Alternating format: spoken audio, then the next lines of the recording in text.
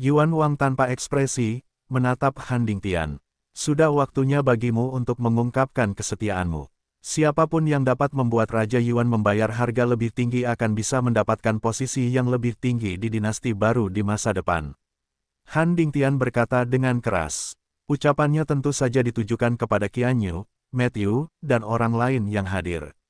Mantan komandan dan wakil pemimpin korps raja ini dipercaya oleh Raja Yuan. Mendengar perkataan Han Dingtian, Qian Yu, Matthew dan para pemimpin lainnya memandang Raja Yuan bersama-sama, hanya dengan niat membunuh yang tak ada habisnya dan ketidakpedulian di mata mereka. Saat menyentuh mata mereka, mata Yuan Wang bersinar merah. Dia tahu bahwa bawahan ini telah memberontak sepenuhnya. Saat ini, orang-orang ini bermusuhan. Raja Yuan, ini adalah pilihanmu sendiri, kamu tidak bisa menyalahkan kami. Qian Yu berkata dengan dingin. Memanggil. Detik berikutnya, dia mengangkat telapak tangan kanannya, dan belati abu-abu muncul di telapak tangannya. Bas! Qian Yu memegang belati itu erat-erat, dan belati itu bersinar dengan semburan emas gelap. Wow! Qian Yu melintas menuju posisi Raja Yuan. Pada saat yang sama, Matthew, Hao Yuan, Yuan Long, dan Kong Yue di samping, ayo lakukan bersama. Boom, boom, Bang Long. Berbagai mantra meledak ke arah sumber Raja Yuan, mengeluarkan suara keras. Raja Yuan menggunakan metode cara pamungkas untuk merangsang kekuatan benda langit secara ekstrim. Seluruh tubuhnya bersinar dengan cahaya ilahi, dan aura surgawi dilepaskan sepenuhnya. Sebagai Hedao Tianxian tingkat 2, dia seharusnya memiliki keunggulan absolut saat menghadapi kelompok pria ini. Namun, Han Dingtian berada di kejauhan, terus-menerus melemparkan berbagai tingkat mantra pembatas padanya. Dihadapkan pada serangan terus-menerus dari 5 komandan, teknik pembatasan ini memberikan pengaruh yang besar padanya. Hampir setiap kali ia ingin bertahan atau menyerang, ia akan diblok, sehingga mempengaruhi tembakan dan pertahanannya. Namun karena keberadaan Uranus, ia masih mampu mengatasi serangan orang-orang tersebut. Benda langit terus-menerus melepaskan berbagai tingkat segel untuk menahan serangan dari setiap pukulan. Hei, hei, hei. Dalam proses ini, satu demi satu mantra dilepaskan dari tangan Han Dingtian. Selama proses ini, Yuan Wang terus-menerus diserang, dan beberapa luka secara bertahap muncul di tubuhnya, tetapi tidak serius. Tidak mudah untuk menjadi musuh 1 lawan 6. Terutama Han Dingtian yang masih berdiri di kejauhan, terus-menerus melepaskan berbagai teknik penyegelan yang membatasi, membuatnya semakin sulit untuk menghadapinya. Raja Yuan, kamu harus turun tahta. Dunia harus dikuasai oleh Taixi, dia lebih cocok menjadi raja daripada kamu. Qian Yu muncul di belakang Raja Yuan, belati di tangannya melepaskan aura yang ganas. Ledakan. Belati itu menusuk dari belakang dan langsung mengenai punggung Yuan Wang. Tubuh Raja Surgawi sekali lagi melepaskan segel untuk memblokir serangan itu. Namun kali ini, mata Qian Yu terlihat dingin, mengertakkan gigi, dan berusaha sekuat tenaga. Sejumlah besar kekuatan abadi ditanamkan ke dalam belati untuk meningkatkan kekuatan belati. Pada saat yang sama, di Han Dingtian yang jauh, tangannya mencubit cetakan tangan yang rumit. Tubuh Raja Surgawi. Saya tahu ini adalah kartu truf Anda, tetapi dengan bantuan Dewa Ilahi, saya telah menguasai teknik sihir untuk menahan tubuh Raja Surgawi Anda. Han Dingtian memiliki senyum dingin di wajahnya. Bas, cahaya cian muncul dari atas kepala Yuan Wang. Kemudian, berkas cahaya jatuh dari udara, langsung menutupi tubuh Raja Yuan. Di tepi balok ini, ada sejumlah besar gulungan rune. Ia berputar perlahan, melepaskan kekuatan hukum yang kuat. Secara langsung menekan tubuh surgawi raja. Pada saat ini, tubuh Uranus, yang akan terus-menerus melepaskan segel baru untuk menghadapi berbagai serangan, telah gagal. Wow, badan geng yang awalnya dibebaskan langsung menghilang. Ah, Qian Yu meraung di belakangnya, dan belati di tangannya terbanting ke depan. Duri, belati itu menusuk langsung ke punggung Raja Yuan. Raja Yuan mendengus kesakitan, dan darah muncrat. Di depannya, 4 komandan lainnya juga memanfaatkan kesempatan langka ini dan bergegas menuju Raja Yuan. Yuan Wang, turun tahta. Biarkan Taixi mengambil alih. Matthew memegang pedang bulan sabit di tangannya dan menebasnya di depan Raja Yuan. Mantan Matthew hanyalah seorang anak terlantar yang ditinggalkan oleh keluarga. Wang Yuan secara tidak sengaja bertemu dengannya saat dia bertarung melawan dunia, dan dia mengubah hidupnya sejak saat itu. Anak terlantar dari sebuah keluarga menjadi pemimpin Wang Bingtuan. Tetapi pada saat ini, tidak ada gejolak emosi di mata Matthew, dan pedang di tangannya menebas mantan dermawannya tanpa ampun. Raja Yuan meraung dan mengangkat lengan kanannya, mencoba memblokir pisau itu dengan tubuhnya. Hahaha, tubuh surgawimu telah habis masa berlakunya, kamu sedang mencari kematian. Han Dingtian tertawa di kejauhan. Ledakan, bilahnya menyayat lengannya dan langsung memotongnya menjadi dua. Tapi di saat yang sama, dalam daging dan darah raja asal, kekuatan hukum yang kuat dilepaskan, langsung mengenai Matthew yang sedang memegang pisau. Engah, wajah Matthew berubah drastis, dan dia merasakan sakit yang menusuk di meridian di tubuhnya. Dia memuntahkan seteguk darah dan terbang keluar, dan pedangnya masih tertanam di daging dan darah lengan Raja Yuan. Set, set, set. Saat ini, 3 komandan Kong Yue, Hao Yuan, dan Yuan Long terus menyerang. Bang, bang, bang, ada ledakan suara, dan semua serangan mereka meledak ke arah Raja Yuan. Yuan Wang meraung ke langit, dan darah yang keluar dari tubuhnya mengembun di tubuhnya, menyebabkan garis-garis di tubuhnya bersinar dengan semburan cahaya merah. Ledakan, dia mengangkat telapak tangannya dan menyerang ketiga komandan di depannya. Bang Long, sebuah kekuatan mengerikan meledak, mengirim ketiga komandan ini keluar. Han Dingtian, yang melihat pemandangan ini dari kejauhan, terlihat jelek dan segera memperkuat teknik penyegelan yang dia gunakan. Bas, cahaya biru mekar, dan tekanan pada tubuh Yuan Wang semakin berat. Bahkan garis-garis di tubuh mulai mengeluarkan darah. Yuan Wang dipenuhi luka dan darah di wajahnya, tapi dia berbalik dengan paksa, mencoba menghadapi Qian Yu. Qian Yu, komandan Korps Raja pertama, adalah eksistensi terkuat di antara para pemimpin dan bawahan yang telah mengikuti Raja Yuan sejak lama. Sejak Raja Yuan memutuskan untuk mendirikan dinasti, dia berada di bawah komando Raja Yuan. Bahkan saat ini, Yuan Wang tidak tahu mengapa dia ingin mengkhianati. Ah, Raja Yuan, matilah untukku. Qian Yu meraung, belati di tangannya melepaskan kekuatan yang lebih dahsyat dan menusuk tubuh Raja Yuan. Kekuatan yang dikeluarkan oleh belati itu sendiri cukup untuk menghancurkan meridian di tubuh biksu manapun. Namun dalam situasi ini, Yuan Wang masih bertahan, dan memaksakan gilirannya menghadap Qian Yu. Qian Yu, biarkan aku, sangat kecewa. Garis rumit di wajah Yuan Wang menumpahkan darah saat ini. Hal ini membuat wajah Raja Yuan terlihat sangat garang dan menakutkan. Ketika Qian Yu tertegun sejenak, Raja Yuan sudah mengulurkan tangannya dan langsung meraih bahunya. Kakak, tulang Qian Yu gemetar. Dia membuka matanya lebar-lebar, membuka mulutnya, dan bahkan menembakkan dua bilah tajam ke mulutnya. Engah, engah. Kedua bilah tajam ini langsung menembus leher Yuan Wang. Tetapi pada saat yang sama, kekuatan tangan Yuan Wang meningkat secara ekstrim. Retak, seluruh tubuh Qian Yu terbelah dua secara paksa, dan darah muncrat. Ledakan. Sisa-sisa dari dua bagian Jenderal Raja Yuan masih tergeletak di tanah.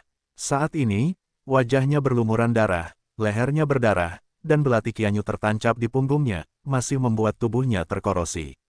Tapi Raja Yuan tidak bersenandung menyakitkan, berbalik, dan menatap lurus ke arah Han Dingtian. Han Dingtian melihat situasi tragis Raja Yuan, dengan senyuman yang sangat dingin di wajahnya, dan berkata, "Yang mulia, lihat seperti apa penampilan Anda sekarang, sungguh menyedihkan." Dia menggelengkan kepalanya, dan berkata, "Sebelum hari ini, kamu seharusnya tidak membayangkan bahwa suatu hari kamu akan disakiti seperti ini oleh beberapa bawahanmu yang paling terpercaya, bukan?" Yuan Wang tidak berbicara, senyuman di wajah Han Dingtian semakin cerah. Menurutnya, kekalahan Raja Yuan pada dasarnya sudah ditentukan, dan tidak ada kemungkinan untuk bangkit kembali. Karena tembakan kelima komandan telah melukai akar Raja Yuan. Raja Sumber saat ini telah sampai pada ujung panah yang kuat. Dan dia masih di puncak, di belakangnya, ada kekuatan seluruh kota kerajaan. Untungnya, Anda tidak dibunuh secara langsung, jika tidak, Anda tidak akan melihat pemandangan megah penobatan saya di depan banyak keluarga dan menteri yang berjasa. Han Dingtian berkata lagi. Bum-bum, di depan gerbang kota raja, langkah kaki terdengar. Kekuatan dari semua klan dan keluarga besar mengalir ke kota. Dan di antara mereka juga termasuk anggota keluarga Han yang dipimpin oleh Han Jinwu dan Han Miaoi. Setelah mereka memasuki kota, mereka dengan sigap bergerak ke arah istana. Saat ini, anggota keluarga Han masih kebingungan. Tapi samar-samar mereka merasakan hal-hal besar, menunggu keluarga Han mereka. Dan pada saat ini, jika Anda melihat ke bawah dari pandangan luas, Anda dapat melihat sejumlah besar biksu surgawi berkumpul menuju istana. Warga sipil di kota kerajaan sudah lama kembali ke rumah, takut terlibat dalam insiden yang belum pernah terjadi sebelumnya ini. Adapun beberapa biksu yang suka menyaksikan kemeriahan, mereka mengikuti dari belakang secara diam-diam. Boom. Setelah ditelan oleh Ziyan, Fang Yu merasa telah memasuki dimensi lain secara langsung. Di ruang ini, dia merasakan dinginnya yang tiada habisnya, namun bercampur dengan nafas yang membara. Di lingkungan yang gelap gulita ini, hantu muncul dan muncul, terus-menerus menyerangnya. Tetapi bahkan jika Fang Yu menutup matanya, dia dapat menghadapi serangan tingkat ini. Karena dia sudah menguasai metode rahasia Raja Hantu. Asalmu dari mana? Dalam kegelapan, Fang Yu bertanya. Ya, tanggapannya adalah jeritan, dan kemudian serangan. Fang Yu merunduk ke samping sambil menendang. Ledakan. Dengan ledakan yang keras, hantu tersebut jelas akan diusir. Aku akan bertanya lagi, dari mana asalmu? Tahukah kamu apa itu tempat suci? Fang Yu bertanya lagi. Oh, ledakan. Kamu tidak bisa mengucapkan kata-kata manusia. Ya, ledakan. Aku hanya akan bertanya padamu, bisakah kamu berbicara dengan baik? Jika kamu meneleponku lagi, aku akan membuang abumu. Ah, ledakan. Fang Yu tidak tahan, mengepalkan tangan kanannya, memberkati kekuatan naga, dan menghancurkannya dengan satu pukulan. Intensitas pukulan ini sangat berlebihan. Tubuh Jenderal Hantu itu sepertinya hancur dan mengeluarkan suara keras. Dan setelah pukulan ini, seluruh ruangan menjadi sunyi senyap, kehilangan suara yang tidak normal. Mata Fang Yu dingin, dia merasakan situasi di sekitarnya. Sentuhan kegelapan, dan rasa dingin yang tak ada habisnya. Jika bukan karena tubuh Fang Yu yang kuat, dia pasti sudah meleleh karena kedinginan saat ini. Itu benar, itu mencair. Fang Yu tahu betul bahwa aura dingin di sekelilingnya sebenarnya adalah api. Untuk menjebakku di sini, apakah kamu ingin menyingkirkan Raja Yuan di luar? Mata Fang Yu sedikit dingin, dan pupil matanya bersinar dengan cahaya kemasan. Tanda pedang silang muncul di pupil matanya. Karena dia setuju untuk bekerja sama dengan Raja Yuan, dia harus menyelamatkan nyawa Raja Yuan. Jika tidak, tidak ada yang akan membayarnya setelah acara selesai. Kamu harus keluar dari sini dulu. Penglihatan Fang Yu berubah setelah mata Dao terbuka. Dia melihat sekeliling, matanya sedikit berubah. Banyak keluarga berjasa dan keluarga bangsawan telah memasuki istana. Di alun-alun di depan aula utama yang berubah menjadi reruntuhan, Raja Yuan yang terluka parah berjalan menuju posisi Han Dingtian. Berhentilah meronta, kamu bukan lagi lawanku. Han Dingtian tertawa. Raja Yuan tidak berbicara, dan terus bergerak maju. Ledakan. Saat ini, mata Han Dingtian dingin dan dia mengulurkan jarinya. Energi sihir meledak dari ujung jari, tepat di lutut Raja Yuan. Engah, lutut Yuan Wang langsung ditembus. Namun gerakannya hanya berhenti sedikit, dan dia terus bergerak maju. Melihat pemandangan ini, mata Han Dingtian berkilat dingin. Raja asal terluka di sekujur tubuhnya, dan dia sepertinya tidak merasakan sakit sama sekali, meneteskan darah sambil berjalan menuju Han Dingtian. Formasi seperti ini membuat Han Dingtian merasa bingung entah kenapa saat berada di masa jayanya. Hentikan untukku. Han Dingtian mengulurkan jari lainnya dan menusuk lutut Yuan Wang yang lain. Tapi Raja Yuan masih bergerak maju. Jangan berharap Fang Yu menyelamatkanmu, dia telah ditelan oleh Jenderal Hantu, dan dia juga jalan buntu. Han Dingtian meraung. Boom. Pada saat ini, sejumlah besar biksu datang ke alun-alun ini. Mereka berasal dari keluarga besar yang berjasa dan keluarga menteri. Begitu mereka tiba, mereka melihat pemandangan Yuan Wang yang penuh luka, berjalan menuju Taisi Han Dingtian. Semua biksu ini tercengang saat itu juga. Meskipun mereka telah memutuskan untuk datang ke istana untuk menghadapi Raja Yuan dan menyelamatkan Taisi. Tapi sekarang mereka melihat Raja Yuan yang terluka parah dengan mata kepala sendiri, wajah mereka masih berubah. Di mata mereka, Raja Gen adalah eksistensi terkuat di dinasti Genji. Pernahkah dia merasa sangat malu? Tapi Raja Yuan saat ini, para biksu terus berdatangan ke alun-alun. Karena tidak dapat berdiri di alun-alun, mereka terbang ke udara. Melihat situasi tragis Raja Yuan, semua biksu ini tampak kaget dan terdiam. Tak lama kemudian, banyak anggota keluarga Han juga datang. Melihat Han Dingtian berdiri di tempatnya, tanpa cedera, mereka menghela napas lega. Ketika mereka melihat Raja Yuan yang terluka parah, mereka berseri-seri dengan gembira. Han Miaoyi melihat sosok Han Dingtian, lalu ke Yuan Wang, matanya yang indah bersinar dengan cahaya yang rumit. Semakin banyak biksu di alun-alun depan kuil.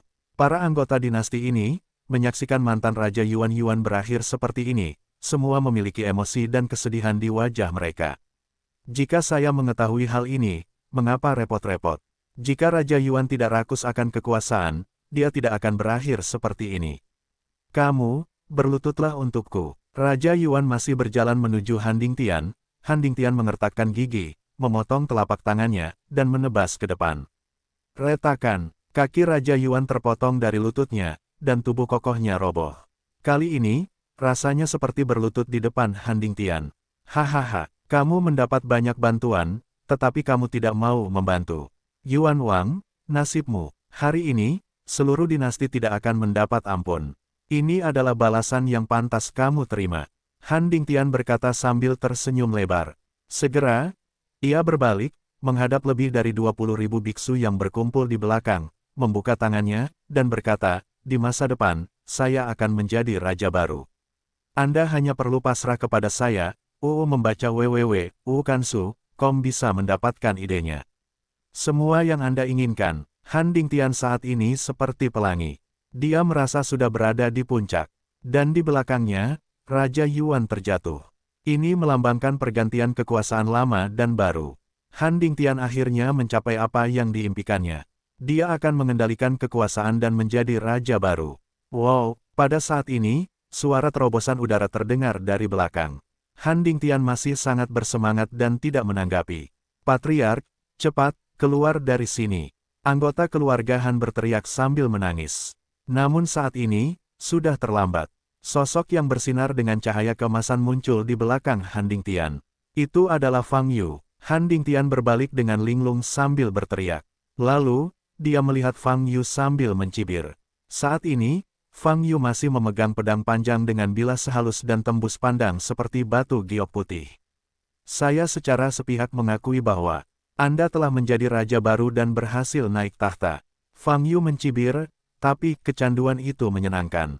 Sekarang, kamu pantas mati. Sebelum dia menyelesaikan kata-katanya, pedang ilahi giok putih milik Fang Yu sudah terangkat. Kamu, Han Dingtian pulih, matanya membelalak. Ledakan, detik berikutnya, pedang giok putih sudah terpotong. Apa? Seruan datang dari sekeliling. Di bawah pandangan semua orang, tubuh Han Dingtian dipotong berkeping-keping oleh pedang giok putih dan terbelah menjadi dua. Ledakan, energi pedang itu vertikal dan horizontal, memotong tanah menjadi retakan besar, dan terus meluas ke depan dengan kekuatan luar biasa. Adapun Han Dingtian, tubuhnya hancur karena pedang ini. Dia baru saja mengumumkan bahwa dia adalah raja baru, jadi dia mati mendadak. Bahkan tidak ada 10 detik sebelum dan sesudahnya. Adegan ini mengejutkan penonton. Boom, energi pedang masih meledak ke depan, memotong tanah menjadi retakan besar. Para biksu yang menyaksikan pertempuran di alun-alun berseru berulang kali, dan segera mundur ke samping, menghindari pemboman energi pedang ini. Ini. Tidak, ini tidak mungkin, ini tidak mungkin. Rumah, Patriark, banyak anggota keluarga berjasa dan keluarga menteri yang hadir semuanya menjadi pucat, dengan mata terbuka lebar. Wajah mereka penuh rasa tidak percaya dan ketakutan. Han Dingtian, mati. Ini sudah mati. Yuan Wang baru saja jatuh, dan cuaca di Handing seperti pelangi, dan dia akan segera naik tahta menjadi raja baru. Namun, tidak ada yang pernah melihat Han Dingtian benar-benar menjadi penguasa dinasti. Dia mati dan menghilang. Fang Yu, seorang biksu manusia, membunuhnya dengan satu pedang. Pada saat ini, dari lebih dari 20.000 biksu surgawi yang hadir, tidak satupun dari mereka yang bisa tetap tenang. Apalagi anggota keluarga Han, kini matanya bulat dan wajahnya pucat, sepertinya belum lega. Han Jinwu yang berkepala memandang ke arah Fang Yu, dan kemudian ke celah besar di tanah di depan Fang Yu, pupil matanya perlahan mengembun. Dia secara bertahap bereaksi. Han Dingtian, mati. Pilar keluarga mereka sudah mati. Dipenggal oleh ras manusia Fang Yu. Keluarga Han mereka seharusnya menggantikannya dan menjadi penguasa baru dinasti tersebut. Namun kini, harapan itu pupus.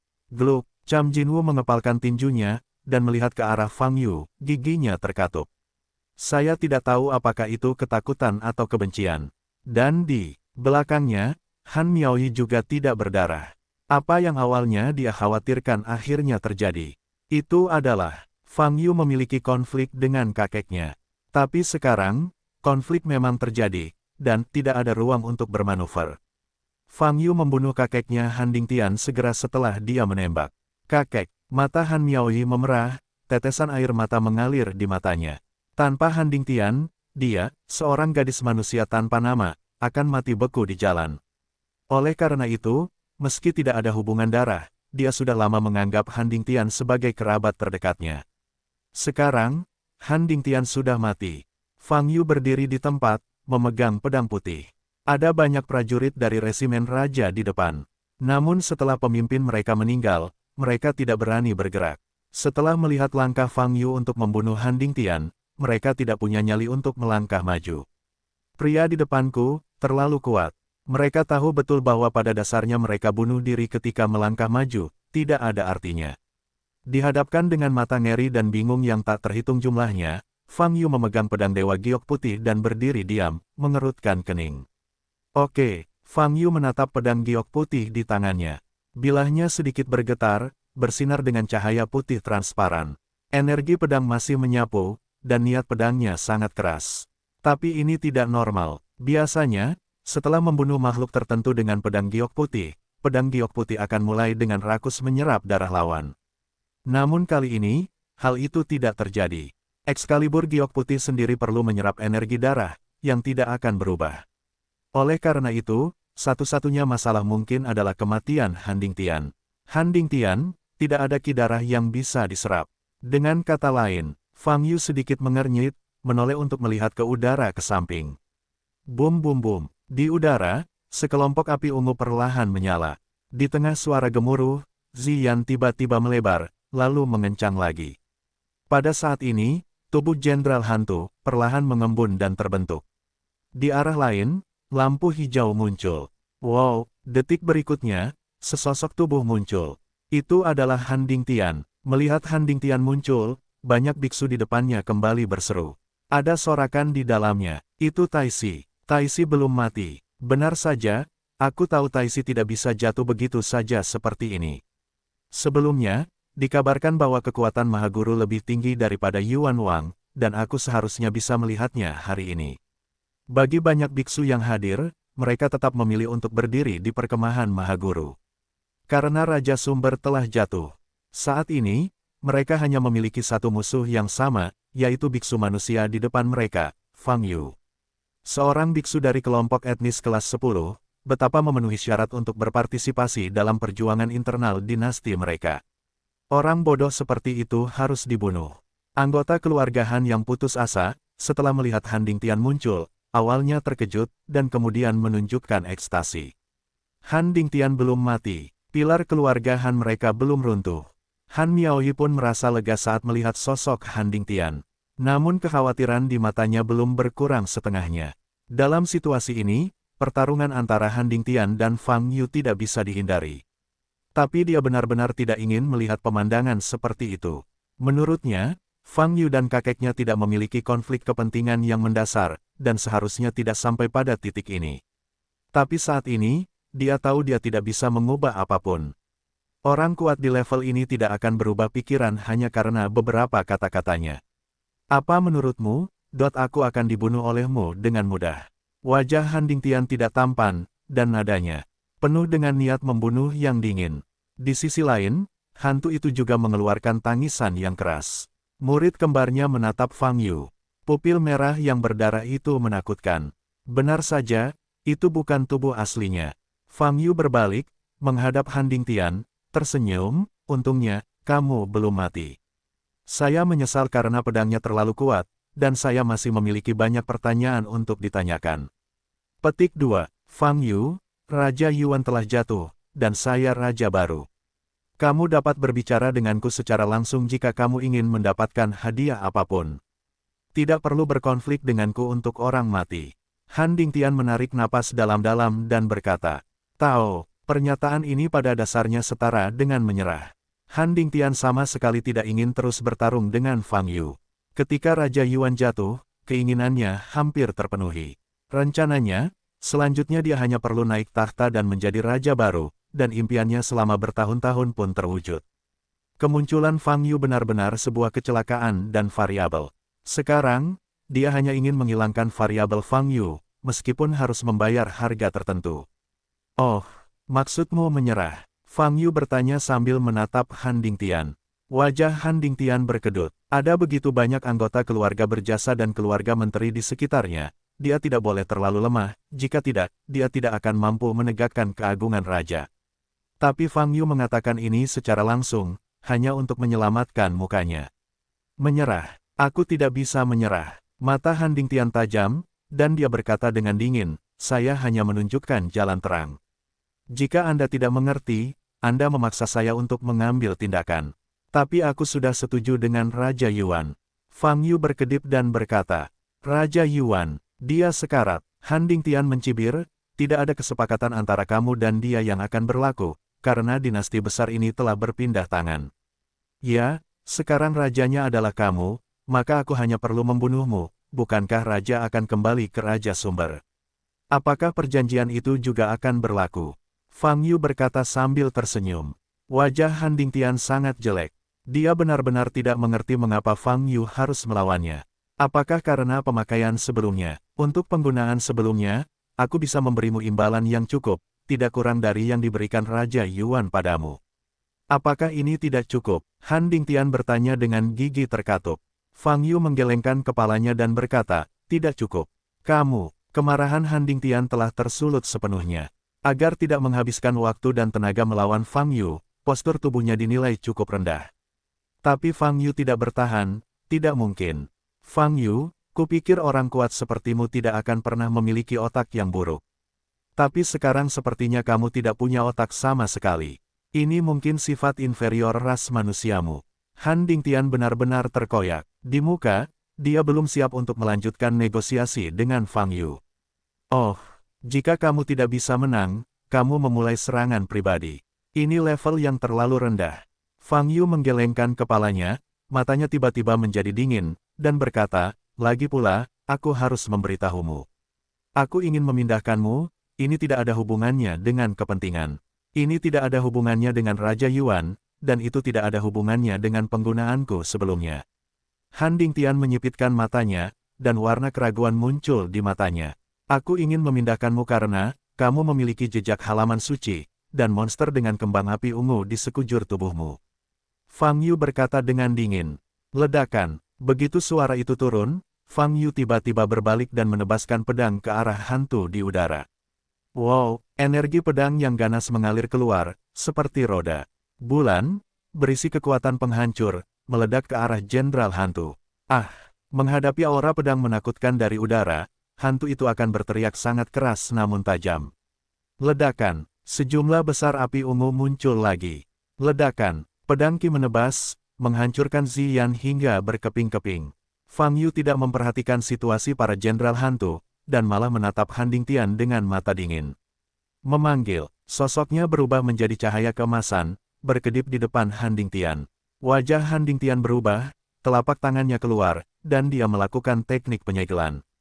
Teknik penyegelan 7 jiwa. Bas, semburan lampu hijau dilepaskan dari telapak tangan Han Dingtian, dan menyelimuti posisi Fang Yu. Kakak, kekuatan penyegelan yang kuat membatasi kekuatan tubuh fisik Fang Yu. Ledakan, Fang Yu mengepalkan tangannya, dan tulang-tulang di tubuhnya pecah. Han Dingtian mungkin adalah dewa surgawi Hedao tingkat 1, atau mungkin tingkat 2. Tapi tidak peduli berapa peringkatnya, tidak banyak perbedaan. Bagaimanapun, Fang Yu tidak ingin membuang waktu bersamanya sekarang. Itu hanya sia-sia. Ledakan, Fang Yu tiba-tiba bergegas ke depan, menyebabkan apa yang disebut segel 7 jiwa milik Han Dingtian runtuh dalam sekejap. Saat ini, dia hanya berjarak 5 meter dari Han Dingtian. Wajah Han Dingtian tenang, dan dia ingin menjauh dari tempat dia memindahkan hukum ruang angkasa. Tetapi pada saat ini, dia melihat kilatan cahaya keemasan di pupil mata Fang Yu. Di dalam cahaya, ada tanda pedang salib emas yang berputar perlahan. Retakan, hukum operasi luar angkasa Handing Tian telah gagal. Dia tidak punya cara untuk memindahkan dirinya keluar. Seluruh ruang di sekitarnya sepertinya terkunci. Detik berikutnya, Fang Yu sudah tiba di depan Handing Tian. Kekuatan abadi di tubuhmu semuanya berwarna biru. Ini seharusnya hasil dari kultivasimu, kan? Suara Fang Yu terdengar di telinga Handing Tian. Pada saat yang sama, tinju emasnya meledak ke arah dada Handing Tian. Bas! Handing Tian memiliki segel seperti koin di dadanya. Cahayanya menyala, dan segel ini menunjukkan cahaya keemasan gelap. Ia tertutup rapat dengan hukum kekuatan, yang jelas merupakan pelindung tubuh yang sangat kuat. Namun, tinju Fang Yu masih terbanting ke depan, kekuatannya tidak berkurang setengahnya. Ledakan! Tinjunya mengenai segel koin dengan suara keras. Segel Perancis segera retak dan kemudian pecah. Ledakan, Handing Tian melebarkan matanya, melepaskan kekuatan para dewa, dan ingin menghentikan pukulan Fang Yu. Namun, tinju emas itu masih mengenai dadanya. Retak, tulang dada Handing Tian hancur dan seluruh dadanya tenggelam. Banyak darah keluar dari mulutnya, dan tubuhnya terbang seperti layang-layang yang patah. Wow! Banyak biksu yang menyaksikan pertempuran melihat pemandangan ini, wajah mereka berubah, dan mereka berteriak seru. Namun, ini hanyalah permulaan. Memanggil, Fang Yu menyusul Handing Tian. Setelah Handing Tian mengalami pukulan berat di dada, seluruh kepalanya pusing, dan dia hanya merasakan sakit yang parah. Xianli dengan cepat memperbaiki tubuhnya. Namun, Fang Yu berhasil menyusul lagi. Hukum penampilan, di mata Fang Yu, cahaya menyala lagi. Kali ini, dia harus menentukan apakah Handing Tian adalah dewa. Jika tidak, dia harus mencari tahu di mana dia sebenarnya. Setelah menjalankan hukum visibilitas, Anda dapat melihat bahwa Handing Tian memang tubuh asli di depan Anda. Baik itu peredaran nafas dalam tubuh, maupun daging dan darah dalam tubuh, semuanya memenuhi standar tubuh yang sebenarnya. Hanya saja, berdasarkan hukum penampilan, Fang Yu juga melihat energi biru beredar di meridian Handing Tian. Benar saja, itu adalah halaman suci. Mata Fang Yu dingin, tangan kirinya mengepal. Bas, tanda bintang berujung 5 berkedip, dan tinju berisi kekuatan 10.000 cara tiba-tiba mengenai perut Handing Tian. Boom, ada ledakan lain. Handing Tian menghabiskan seluruh energinya dan menggunakan semua jenis keterampilan sihir, seperti kekuatan abadi, senjata ajaib di tubuhnya, dan segala jenis sihir. Namun dalam menghadapi kekuatan absolut, kecuali tubuh fisik absolut, sulit bagi orang lain untuk berperan. Bang, bang, bang, Fang Yu menyerang dengan pukulan dan tendangan, tanpa memberi kesempatan pada Handing Tian untuk bernapas. Bahkan jika Handing Tian menguasai banyak teknik sihir yang kuat dan misterius, tidak ada ruang dan waktu untuk menampilkannya. Setelah beberapa pukulan, dia juga kehilangan kemungkinan melakukan serangan balik. Di depan keterampilan fisik Fang Yu, dia seperti anak berusia 3 tahun, tidak ada cara lain selain melindungi titik-titik vital dengan sekuat tenaga. Ah! Handing Tian mengeluarkan serangkaian teriakan, bergema di langit. Anggota klan heroik dan keluarga menteri yang menyaksikan pertempuran itu semuanya tercengang. Ketika Handing Tian meninggal dan hidup kembali, mereka merasa sangat gembira, mengira itu adalah kembalinya raja. Tapi sekarang, Handing Tian sekali lagi terjebak dalam situasi dipukuli oleh Fang Yu. Jeritan itu, ditambah dengan ledakan yang disinkronkan dengan retakan tulang, membuat mereka merasa ketakutan. Pukulan dan tendangan itu sepertinya berhasil menendang mereka. Adapun Jenderal Hantu, setelah ditebas oleh Fang Yu dengan pedang, sepertinya dia telah menghilang, dan suaranya berhenti. Bang bang bang, Fang Yu menyerang terus-menerus, tinju ke daging. Di bawah tinjunya, Handing Tian sangat menderita sehingga seluruh tulangnya hancur dan diperbaiki oleh Xianli, dan kemudian hancur lagi setelah diperbaiki. Ketika Fang Yu dengan sengaja tidak membunuhnya, kemampuan perbaikan fisik yang dimiliki Tianxian adalah semacam penyiksaan murni. Dia terus-menerus menderita sakit parah. Ziyan, King Qi, ini adalah dua hal yang paling aku benci. Kenapa kamu bilang aku harus melawanmu? Fang Yu meraih kepala Handing Tian dengan satu tangan dan berkata dengan dingin. Wajah Handing Tian penuh darah, bukan manusia. Dia masih tidak mengerti kata-kata Fang Yu. Jika bukan karena kemunculan Ziyan yang tiba-tiba, aku mungkin sudah lama meninggalkan kota kerajaan dan menuju istana Kekaisaran Gunung Hitam. Fang Yu berkata, tapi sayang sekali sebelum aku pergi, aku melihat Ziyan, jadi tentu saja aku harus kembali, bisa dibilang ini adalah kehendak Tuhan. Han Dingtian tidak bisa berkata apa-apa. Xianli di tubuhnya dengan cepat memperbaiki daging dan darahnya, dengan sangat cepat. Tubuhnya, yang hampir terkoyak, hampir pulih dalam sekejap mata. Inilah ciri khas negeri ajaib. Tubuh fisik mereka juga sangat kuat, tetapi kekuatan fisik Fang Yu bukanlah sebuah konsep. Sekarang, jawab pertanyaanku. Fang Yu meraih kepala Han Dingtian dan berkata dengan wajah dingin, dari mana datangnya hantu itu? Teknik kultivasi apa yang kamu dapatkan dari ki biru di tubuhmu? Menghadapi dua masalah ini, mata Han Dingtian jelas berubah. Namun perubahan ini hanya berlangsung sebentar, dan segera menyembunyikan masa lalu. Ada suara gemuruh teredam di tenggorokannya, dan dia tidak menjawab pertanyaan Fang Yu secara langsung. Ledakan, Fang Yu tiba-tiba mengangkat lututnya dan menempelkannya ke wajah Han Dingtian. Retak, tulang hidung dan tulang wajah Han Dingtian langsung hancur, dan wajahnya berlumuran darah. Pada saat ini, dia menjerit kebenaran. Aku tidak punya kesabaran. Jika kamu tidak menjawabku, aku akan membunuhmu. Fang Yu berkata dengan dingin, saya melakukan apa? Yang saya katakan. Selama kata-kata itu, Fang Yu meraih telapak kepala Han Dingtian dan tiba-tiba menyalakan sekelompok api emas. Bising, nyala api langsung menyala di kepala Han Dingtian. Rasa sakit yang membakar menyebabkan Han Dingtian berteriak keras. Pada saat ini, nyala api emas sepertinya telah menjadi rambut Han Dingtian, bergerak mengikuti angin, terlihat agak lucu. Kamu tidak lagi memiliki kemungkinan untuk berbalik. Begitu aku memikirkannya, nyala api ini akan menelan seluruh tubuhmu, dan kemudian, kekuatan para dewa tidak akan mampu melindungimu, kata Fang Yuhan. Seluruh tubuh Han Dingtian gemetar. Dia bisa merasakan intensitas nyala api ini. Cukup menakutkan, cukup untuk menelan segala sesuatu tentang dia. Berhenti, aku bilang, Han Dingtian akhirnya pingsan, berteriak lagi dan lagi. Mata Fang Yu bergerak sedikit, lalu api di kepala Han Dingtian padam. Kepala Han Dingtian penuh asap hitam. Sekarang, jawab pertanyaanku, kata Fang Yu. Han Dingtian menatap Fang Yu dengan hanya ketakutan di matanya.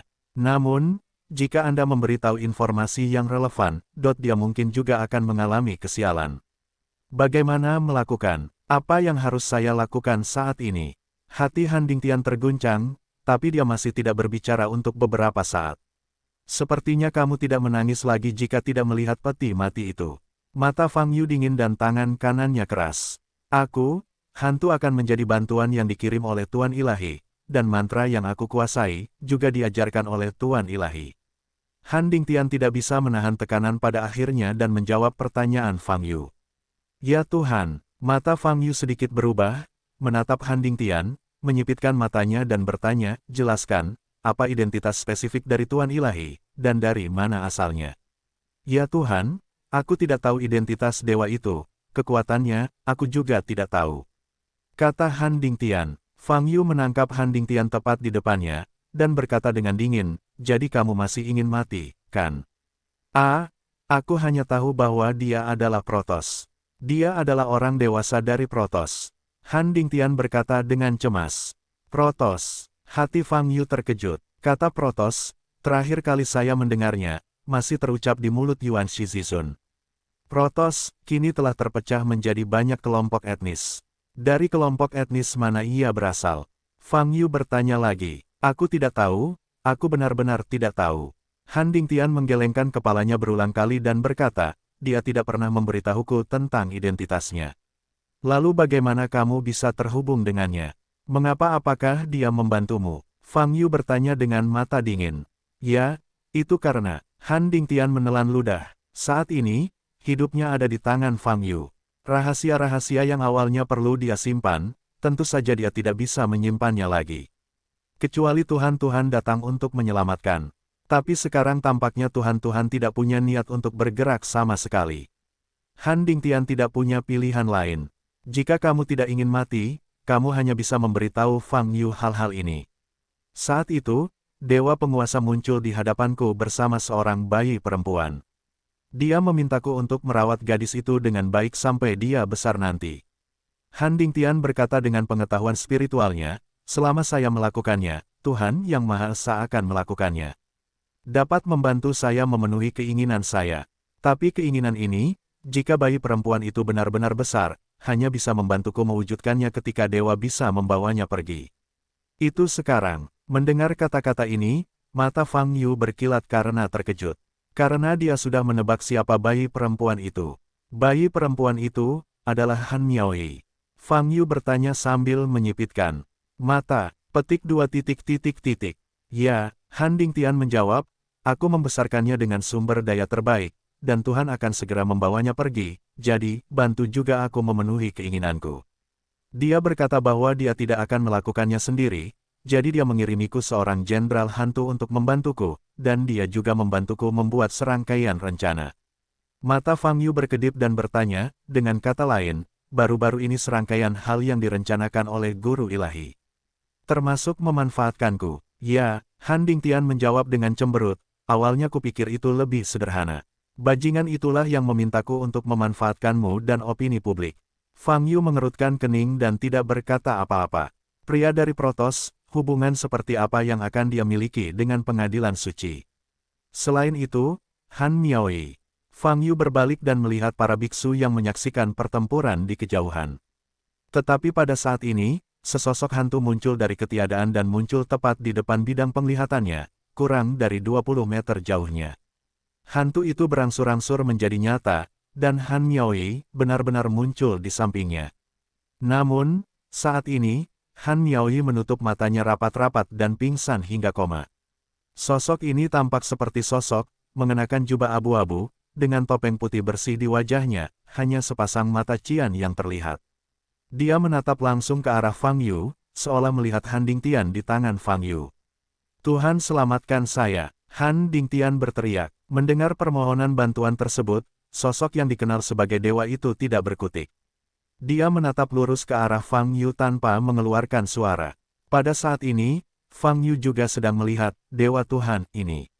Nafasnya sangat istimewa, dan alamnya tidak dapat dinilai. Fang Yu menggunakan hukum penampilan, tetapi menemukan bahwa tidak ada apapun di depannya. Dengan kata lain, sosok yang ada di hadapan Anda bukanlah suatu wujud fisik, melainkan suatu bayangan atau proyeksi maya. Raja asal telah jatuh, dan kontrak antara kamu dan aku telah berakhir, apapun yang terjadi nanti, kamu harus menanganinya sendiri. Tuan Surgawi mengeluarkan suara rendah. Mendengar kata-kata tersebut, mata Han Dingtian membelalak dan wajahnya berubah drastis. Demi merawat bayi perempuan ini selama bertahun-tahun, selamatkan aku, Tuhan, teriak Han Dingtian. Dewa penguasa tidak lagi memperhatikan Han Dingtian, tetapi memandang Fang Yu. Teran, kamu akan ditandai. Suara Tuhan-Tuhan yang rendah dan tanpa emosi terdengar di telinga Fang Yu. Kemudian, sosoknya berubah di udara, menghilang sepenuhnya bersama Han Miaoyi. Dari awal, hal itu terjadi dalam sekejap. Suara itu belum sepenuhnya hilang, guru dewa dan Han Miaoyi menghilang. Tidak merasakan adanya gejolak hukum, seolah menghilang begitu saja. Hal ini membuat mata Fang Yu tertegun dan segera menyebarkan kesadaran spiritualnya. Namun, tidak ada jejak yang tertangkap. Yang disebut Dewa Ilahi dan Han Miaoyi menghilang, seolah-olah mereka belum pernah muncul sebelumnya. Fang Yu mengutuk, lalu menoleh untuk melihat Han Dingtian di depannya. Saat ini, mata Han Dingtian terbuka lebar, dan wajahnya penuh keputusasaan. Di dalam hatinya, Tuhan selalu menjadi keberadaan tanpa dasar. Dia sudah siap pada awalnya, dan jika ada kecelakaan dalam rencananya, dia akan meminta bantuan para dewa. Bagaimanapun, dia membesarkan Han Miaoyi, tanpa pujian dan kerja keras. Dan Tuhan-Tuhan, bisa datang dari Protos. Untuk pembangkit tenaga listrik tingkat ini, mudah untuk membantunya memecahkan sedikit masalah dinasti Genji. Tapi dia tidak bisa memikirkannya. Ketika dia benar-benar menghadapi situasi putus asa, Tuan Ilahi langsung pergi. Pergi saja dengan Han Miaoyi. Saat ini, Han Dingtian kehilangan semua dukungannya, dan Fang Yu masih di depannya, dekat. Oke, Tuhanmu tidak ingin menyelamatkanmu. Fang Yu berkata dengan dingin, mulai sekarang, sebaiknya kamu menyimpan semua yang kamu ketahui tentang Dewa Tuhan ini dan berita tentang Han Miaoyi secara detail, dan gunakan informasi yang paling detail. Katakan padaku caranya. Keakuratan dan ketepatan dari informasi yang Anda berikan menentukan hidup Anda. Entah saya menamparkan Anda sampai mati, atau Anda menggunakan otak Anda untuk menceritakan semua yang Anda ketahui. Petik 2. Mendengar kata-kata ini, Han Dingtian terkejut dan pulih. Dia memandang Fang Yu, pupil matanya gemetar. Pada saat ini, dia dengan jelas menyadari betapa menakutkannya keberadaan Fang Yu. Memang benar, atas saran dewa, dia menggunakan Fang Yu untuk memandu opini publik, dan dia bisa maju atau mundur dalam rencana menghadapi Raja Yuan, yang tampaknya berjalan mulus. Tapi baik dia maupun bahkan Tuan Dewa tidak menyangka bahwa Fang Yu, sebagai satu-satunya variabel dalam rencana, akan merusak keseluruhan rencana. Tentu saja, Dewa Ilahi mengambil Han Miaoyi sesuai jadwal, tanpa membayar harga apapun. Tapi Han Dingtian telah jatuh ke dalam jurang. Fang Yu berada di sisi Raja Yuan, jadi dia hanya bisa berdiri di sisi yang berlawanan. Han Dingtian memandang Fang Yu, hati dan isi perutnya bergetar. Dia sangat menyesalinya. Jika Fang Yu tidak termasuk dalam rencana sejak awal, maka hari ini tidak akan terjadi apa-apa. Dia masih berhasil mengambil alih Raja Yuan melalui cara lain dan menjadi raja baru dinasti tersebut. Adapun Fang Yu, dia tidak akan terlibat dalam insiden ini, dan tidak ada hubungannya dengan mereka. Melibatkan Fang Yu dalam insiden ini adalah kesalahan besar. Itu adalah kesalahan besar yang menentukan sukses tidaknya keseluruhan acara. Han Dingtian memandang Fang Yu dengan putus asa di wajahnya. Perasaan ilahinya menyapu ke belakang lagi, jatuh ke tanah, raja asal, yang bernapas perlahan. Yuan Wang belum mati. Fakta ini membuatnya semakin sakit. Hampir, dia berhasil. Setelah kematian Raja Yuan, dia kembali menegakkan tahta, dia akan menjadi penguasa dinasti. Tapi sekarang, dia telah jatuh ke dalam jurang, dan Raja Yuan belum mati. Impian dan kerja keras bertahun-tahun, sia-sia. Memikirkan hal ini, Han Dingtian sangat sedih. Matanya merah, dan dia memperhatikan banyak keluarga berjasa berkumpul di depannya dan anggota yang diutus oleh keluarga menteri. Ada juga tentara Wang Bingtuan. Cepat selamatkan aku. Raja Yuan berada di akhir pertempuran. Umat manusia ini ingin ikut campur dalam urusan ras surgawi kita, jadi segera, jatuhkan dia dan selamatkan aku. Jika tidak, seluruh dinasti akan jatuh ke dalam tangan umat manusia. Kamu bersedia lihat hasilnya seperti ini. Otak Han Dingtian berputar dengan cepat, dan segera dia membuat retorika yang meyakinkan, berteriak dengan keras, hentikan Raja Sumber dulu, lalu serang Fang Yu. Suaranya menyebabkan keributan di sekitar yang menjadi sunyi. Kami ingin mengambil tindakan. Kami tidak bisa membiarkan orang mengendalikan dinasti kami. Ya, bagaimana kita bisa bermartabat jika umat manusia ikut campur dalam dinasti ras surgawi kita?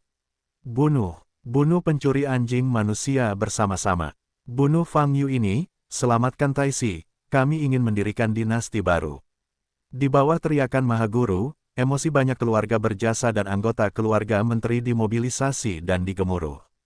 Seperti kata pepatah, semakin banyak orang yang berkuasa, semakin banyak orang yang berani. Ketika seorang beku mulai berteriak, hal ini dapat memicu sekelompok beku untuk mulai berteriak. Mengandalkan jumlah lebih dari 20.000 biksu, mereka akan bergegas maju ketika mereka melepaskan nafas. Target utama mereka, bukanlah Fang Yu, tapi Raja Yuan yang terjatuh di belakang Fang Yu. Bas! Pada saat ini, Fang Yu meraih kepala Han Dingtian dengan tangan kirinya, dan mengangkat pedang giok putih dengan tangan kanannya. Bila pedang giok putih meledak dengan cahaya platinum yang menyilaukan, yang melesat langsung ke langit, seperti pelangi platinum. Boom! Pedang Qi tiba-tiba pecah, membentang ratusan mil. Pada saat ini, warna kulit para biksu yang berteriak berubah drastis, dan mereka segera mundur ke jarak tertentu. Ledakan! Fang Yu tidak berhenti di situ, tetapi memotong pedang giok putih di tangannya ke arah sekelompok biksu di depannya. Bang Long! Aura pedang yang ganas namun kejam jatuh di udara, menebas langsung ke kelompok pembudidaya di depan. Cepat menyingkir, menghindar dan menghindari. Terdengar seruan dan jeritan bum-bum. Tanda pedang yang sangat dalam muncul di tanah, meledak ke depan sepanjang jalan, kemanapun ia melewatinya, tanah hancur, dan bangunan di sekitarnya terbalik dan hancur, tepat di luar kota. Dan lebih dari 20.000 biksu yang berkumpul di depan alun-alun telah tersebar seluruhnya. Saat ini kaget, dan mundur dengan pucat. Keberanian yang baru saja dipetik, langsung hilang. Bunuh Fang Yu, bunuh kentut. Mereka bergegas hanya untuk dibunuh.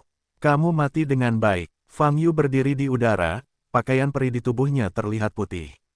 Pelepasan aura pedang menyapu hembusan angin, menyebabkan pakaian putihnya bergoyang tertiup angin. Pada saat ini, meskipun dia sendirian, momentumnya lebih dari 1 juta pasukan. Di belakangnya, Raja Yuan mengangkat kepalanya dengan susah payah dan melihat pemandangan ini. Apakah kamu tidak punya nyali untuk melangkah maju?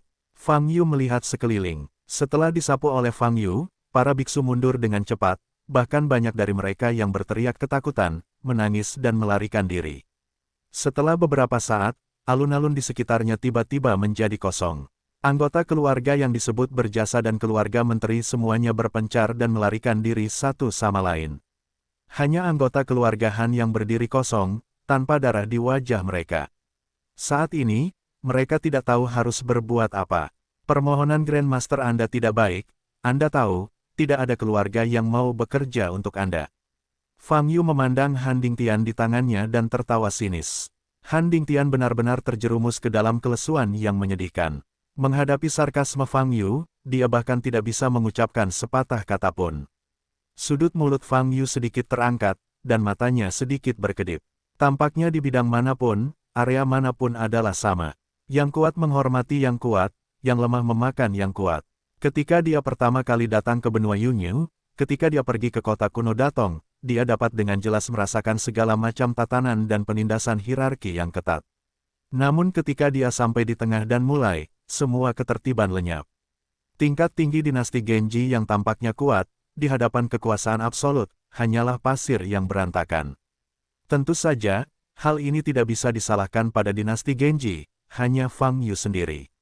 Naik lapis demi lapis, ini semua sudah sampai ke tingkat yang hebat, kapan saya akan bertemu lawan yang bisa membuat saya sedikit berkeringat. Fang Yu memandang Han Dingtian, yang wajahnya abu-abu, dan menggelengkan kepalanya ke dalam. Menghela nafas. Setelah menghela nafas, Fang Yu menoleh dan melirik ke belakang. Saat ini, Yuan Wang perlahan berdiri. Masih banyak luka yang terlihat jelas di tubuhnya. Apalagi belati di punggung masih mengeluarkan energi sihir korosif. Fang Yu berpikir sejenak dan kembali ke Raja Yuan bersama Han Dingtian. Dia berjalan di belakang Raja Yuan dan mengeluarkan belati yang tertancap di punggung Raja Yuan. Yuan Wang mendengus. Fang Yu mengulurkan telapak tangan kanannya lagi dan menempelkannya pada luka di punggungnya. Bas! Kekuatan angan-angan teratai hijau dilepaskan untuk sepenuhnya memurnikan aura terkorosi pada Raja Sumber. Saat ini, Raja Yuan memuntahkan banyak darah hitam.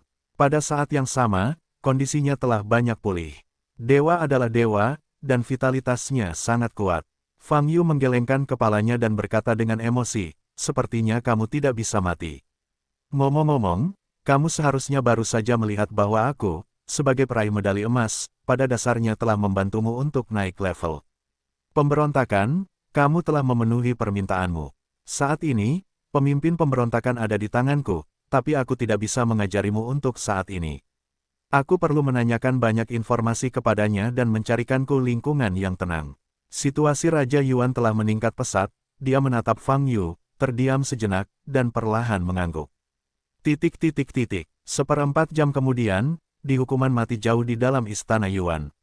Di aula yang remang-remang, Fang Yu sedang duduk di kursi yang tinggi, sementara anggota tubuh Han Dingtian diikat dengan rantai, dan papan melintang masih berdiri di belakangnya. Itu adalah senjata ajaib yang digunakan di penjara kematian bagi pelanggar berulang, yang disebut kunci kehidupan silang.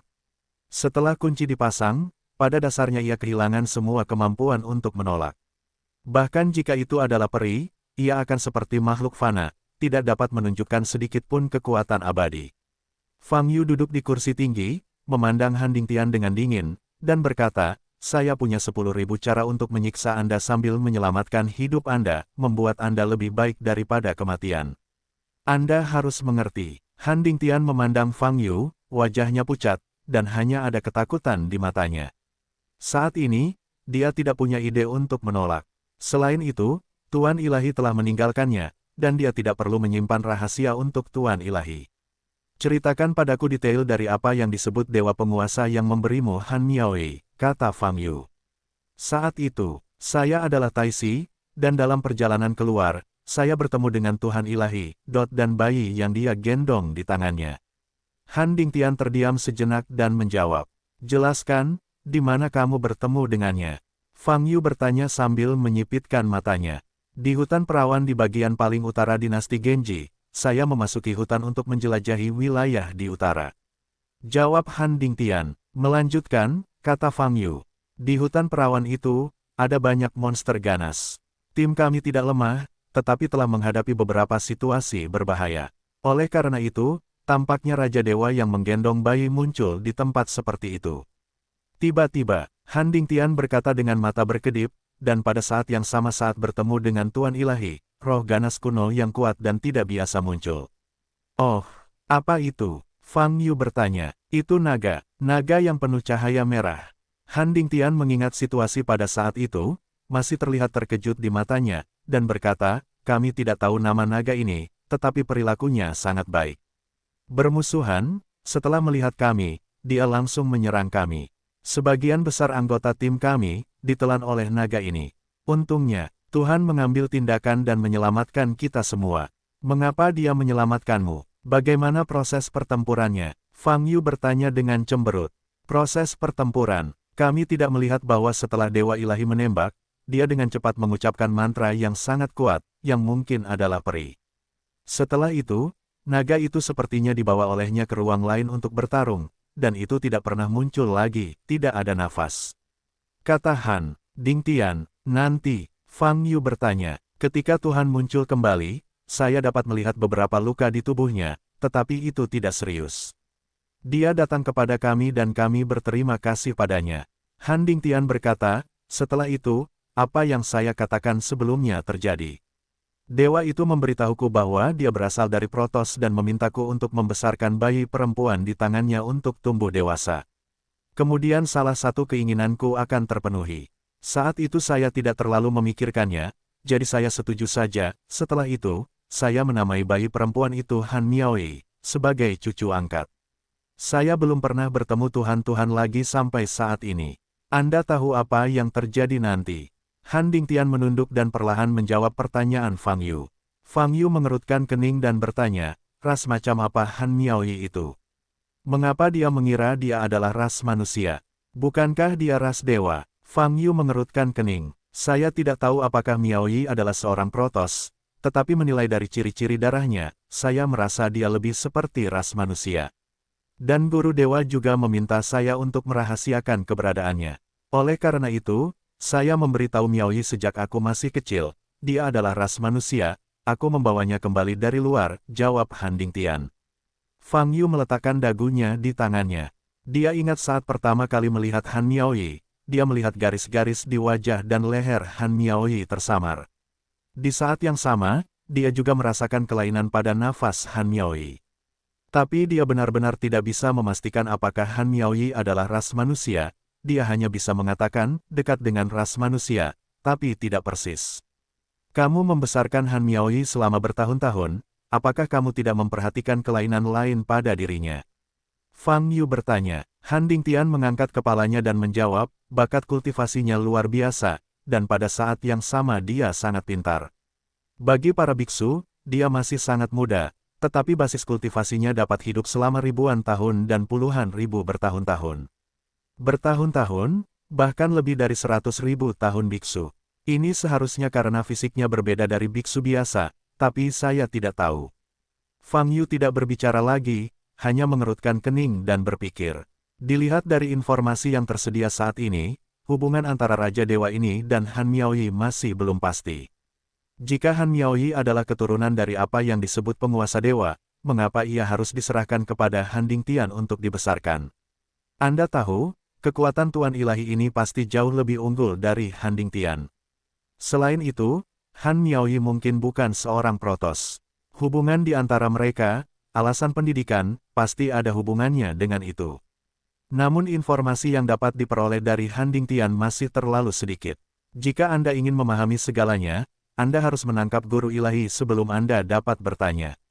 Tapi Tuan Dewa berlari sangat cepat dan membawa pergi Han Miaoi. Petunjuknya terputus. Namun, Di antara informasi yang diberikan oleh Han Dingtian, naga merah yang ditemui di hutan perawan di bagian utara dinasti Genji juga menarik perhatian Fang Yu. Naga merah yang kuat, dia secara tidak sadar memikirkan naga kuno yang kuat. Tapi tidak mungkin naga setingkat ini muncul di tempat itu dalam wujud dewa, bukan? Sepertinya aku harus pergi ke hutan dan melihatnya. Naga itu mungkin belum mati. Fang Yu berkata dalam hatinya. Setelah berpikir sejenak, Fang Yu melihat ke arah Han Dingtian lagi dan bertanya, kamu mengatakan bahwa Raja Dewa baru muncul baru-baru ini. Baru-baru ini, apakah ada perubahan yang terjadi pada tubuh Han Miaoyi? Hal-hal seperti sihir, Han Dingtian mengerutkan kening dan menjawab setelah beberapa saat, memang, Miaoyi masuk ke negeri. Dongeng baru-baru ini, negeri dongeng bumi. Tampaknya negeri dongeng duniawi adalah standar yang menurut penguasa dewa bahwa Han Miaoyi tumbuh dewasa. Fang Yu berkata dalam hatinya. Kemudian Tuhan Ilahi muncul kali ini, apakah dia mengungkapkan informasi apapun? Fang Yu bertanya, petik 2 titik. Tidak, Han Dingtian menjawab, saya bahkan belum pernah bertemu dengannya beberapa kali. Dia hanya memberi saya nasihat dan menyampaikannya melalui karakter di Liontin Giok. Baiklah, kalau begitu saya tidak punya pertanyaan lain. Fang Yu berdiri dan berjalan perlahan menuju Han Dingtian. Wajah Han Dingtian berubah drastis. Aku sudah memberitahumu semua yang aku tahu. Tidak, jangan bunuh aku, jangan bunuh aku. Han Dingtian segera bersujud untuk mengakui kesalahannya. Fang Yu berjalan ke posisi sekitar 5 meter dari Han Dingtian dan berhenti. Karena aku berjanji padamu, tentu saja aku tidak akan membunuhmu, tapi janji yang kubuat hanya bisa membatasi diriku sendiri, tapi tidak pada orang lain, kata Fang Yu. Begitu dia mengatakan ini, Han Dingtian membuka matanya. Sebuah langkah kaki yang berat terdengar dari belakang. Tidak perlu melihat kembali suara langkah kaki ini, Han Dingtian juga tahu siapa itu. Terlalu akrab, sumber raja. Saat ini, Yuan Wang berjalan perlahan di belakang Han Dingtian. Han Dingtian memiliki kunci kehidupan silang di punggungnya, dan dia bahkan tidak bisa menoleh ke belakang. Raja Yuan berdiri di belakang Han Dingtian, memandang Han Dingtian dengan merendahkan, tidak ada yang terlihat di matanya yang transparan. Aku juga ingin bertanya padamu, cara apa yang kamu gunakan hingga Qianyu, Matthew, dan pemimpin lainnya berkhianat? Raja Yuan berkata, nadanya penuh keagungan seperti biasa, tapi tanpa gejolak emosi sedikitpun. Han Dingtian perlahan mengangkat kepalanya. Entah kenapa, menghadapi Raja Yuan, rasa takutnya terhadap kematian tiba-tiba berkurang. Sangat sederhana, manfaat. Han Dingtian menjawab, saya menggunakan manfaat yang cukup untuk membuat mereka terkesan. Mereka tidak akan mengkhianati demi keuntungan. Jawab Yuan Wang, apa yang kamu tahu? Kamu pikir kamu ini apa? Nada suara Han Dingtian tiba-tiba meninggi dan berkata, siapa yang tidak didorong oleh keuntungan di dunia ini? Apakah kamu benar-benar berpikir mereka semua adalah anjing tua yang setia? Kamu salah sekarang. Saya telah membuktikan dengan tindakan nyata bahwa selama mereka memiliki manfaat yang cukup, mereka bisa mengkhianatimu, menjadi anjingku, dan bekerja untukku. Setelah mendengar kata-kata ini, Yuan Wang tidak berbicara lagi. Fang Yu melirik Yuan Wang dan kemudian Han Dingtian. Tahukah kamu kenapa aku tidak membunuhmu sepanjang waktu? Raja Yuan bertanya sambil menatap Han Dingtian. Karena kamu tidak berani. Selama bertahun-tahun, aku telah menggunakan opini publik untuk membentuk medali emas untuk menghindari kematian. Jika kamu berani membunuhku, kepercayaan seluruh dinasti akan runtuh, dan kamu tidak akan pernah bisa meyakinkan kerumunan. Han Dingtian mencoba yang terbaik untuk menoleh. Sambil menatap Raja Yuan, dia berkata, saya menggunakan kebijaksanaan saya untuk menyelamatkan hidup saya. Jadi menurutmu begitu? Masih belum ada gelombang dalam nada suara Yuan Wang. Bukan. Apakah kamu berani membunuhku? Jika bukan karena kemunculan Fang Yu, rencanaku akan berhasil. Yuan Wang, kamu adalah kaisar yang gagal, akui saja, kamu tidak cocok menjadi seorang raja sama sekali. Ketika aku bersamamu melawan dunia, aku harus menjadi raja, bukan kamu. Semakin banyak Han Dingtian berkata, semakin berani dia, sepertinya dia tidak peduli dengan hidup dan mati. Yuan Wang tidak berbicara lagi. Han Dingtian menatap Raja Yuan, masih ingin mengatakan sesuatu. Ledakan. Pada saat ini, Raja Yuan tiba-tiba memulai. Dia mengangkat telapak tangan kanannya dan menepuk kepala Han Dingtian. Ledakan. Setelah memasang kunci salib kehidupan, Handing Tian seperti manusia fana yang tidak pernah berkultivasi. Menghadapi telapak tangan Dewa Surgawi, dia tidak memiliki kekuatan untuk menangkis. Hampir seketika, dia berubah menjadi genangan daging dan mati total. Boom! Semburan api membakar sisa tubuh Handing Tian menjadi abu. Saat ini, aula menjadi sunyi. Fang Yu memandang Raja Yuan, menyipitkan mata sedikit, dan berkata, "Saya mendengar bahwa Anda memiliki banyak peluang untuk membunuhnya sebelumnya, tetapi Anda tidak membunuhnya. Anda membunuhnya sekarang, ini agak terlambat." Raja Yuan melihat abu yang tertinggal di tanah, menggelengkan kepalanya sedikit, dan berkata, "Aku tidak ingin membunuhnya, bahkan kali ini, tapi dia membunuh orang-orangku, aku harus membunuhnya. Saya harus mengatakan bahwa kepribadian Anda benar-benar tidak cocok untuk menjadi raja," kata Fang Yu. Raja Yuan memandang Fang Yu dan berkata, "Sebenarnya, saya tidak pernah berpikir untuk menjadi raja, tapi, dalam posisi itu, akan ada banyak tangan yang mendorongmu ke atas." "Kamu benar mengatakan itu." Fang Yu mengangguk, menatap abu di depan Raja Yuan, dan tersenyum, "Tentu saja, membiarkan orang sepertimu menjadi raja jelas lebih baik daripada seseorang seperti Handing Tian. Lebih baik menjadi raja." Raja Yuan tidak menanggapi kata-kata ini dan berjalan menuju Fang Yu. Pada jarak sekitar 2 meter dari Fang Yu, dia berlutut dengan satu kepala tertunduk. "Terima kasih, Tuan Fang, untuk penyelamatanmu." Yuan Wang menundukkan kepalanya dan berkata dengan tulus. Melihat gerakan Raja Yuan, mata Fang Yu bergerak sedikit, dan dia berkata, "Kamu tidak bertingkah seperti raja lagi. Jika Tuan Fang tidak membuat keputusan bergerak, saya pasti terjatuh." Raja Yuan mengangkat kepalanya dan berkata, "Jika memungkinkan, saya ingin menjadi murid Tuan Fang." "Murid, kamu ingin memujaku sebagai guru?" Fang Yu terkejut sejenak, dan bertanya dengan heran. Dia benar-benar tidak menyangka bahwa Raja Yuan, yang tampak sangat tenang dan mantap, tiba-tiba akan mengatakan hal seperti itu. "Genjimu hierarki dinasti sangat ketat. Saya seorang individu. Jika kamu melakukan ini, bukankah kamu menurunkan nilaimu?" Fang Yu mengangkat alisnya. "Urutan hierarki dinasti diumumkan oleh Handing Tian. Saya tidak pernah menanyakan hal itu." Raja Yuan tampak menghela nafas dan berkata, "Mengenai teori hierarki kelompok etnis, saya tidak pernah setuju. Setiap kelompok etnis memiliki Handing Tian dan sejenisnya. Akan ada orang kuat seperti Tuan Fang. Belajar dari yang kuat, menurut saya itu bukan hal yang merugikan diri sendiri.